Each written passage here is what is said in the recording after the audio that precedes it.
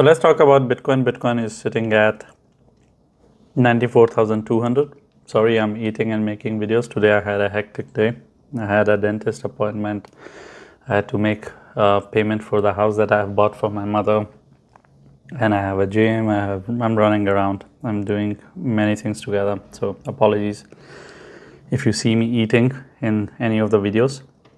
Bitcoin lost the $97,300 area, and I told you that if Bitcoin doesn't live above that area, it only means it is on a downward journey, and I told you it's $85,000. Now, will Bitcoin be that kind to go down towards $85,000 in one go, or is it going to continue to do drama? But if we stick to this overall red line, it is still following through, still living below it, and now it has dropped even further. At the time of picture, it was at $96,000, but it dropped all the way towards this area and went down towards 93,300, as you can see. So the overall situation of Bitcoin has not changed. I'm not surprised with the bleed. It was very, very obvious because for so many days I kept on telling you that this thing is not able to live above 97,300.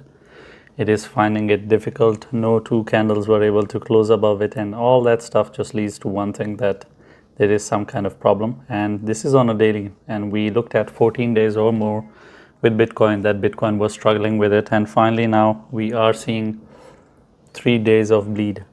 This one candle is 1 day, this is the second candle, and today is the third candle.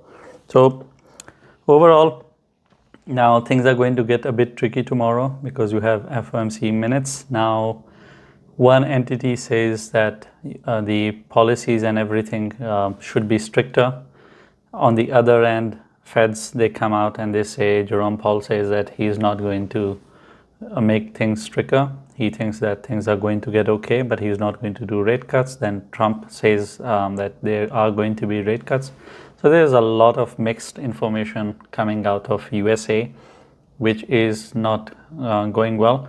Because if you look at it from the perspective of smart investors, they took an exit in 2024, and right now everything that they do is looking bearish. If you look at Warren Buffett, he doubled down on Domino's. That's what they said in my community.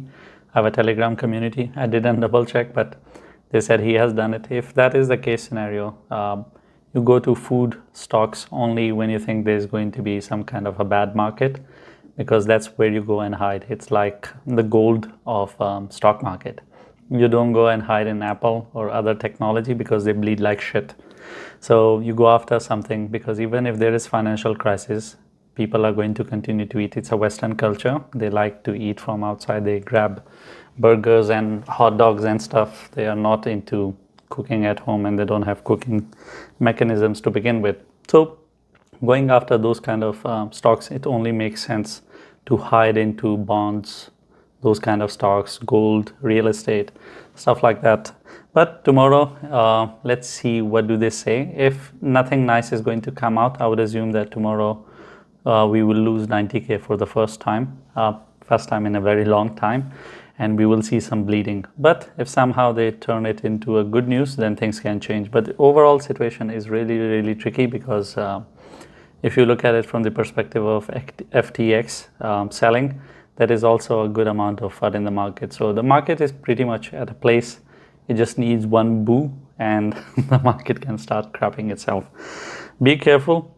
If you don't see it above 97,300, it doesn't matter what Bitcoin does. It is on a downward journey.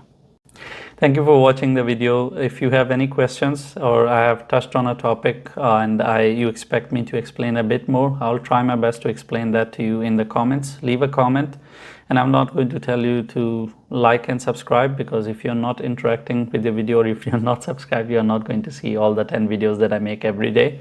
You're going to miss out on it, and I think you are educated enough to understand what to subscribe and what not to, because if you want to miss out on it, then why not? It's for your own good, and you should know better what is good for you.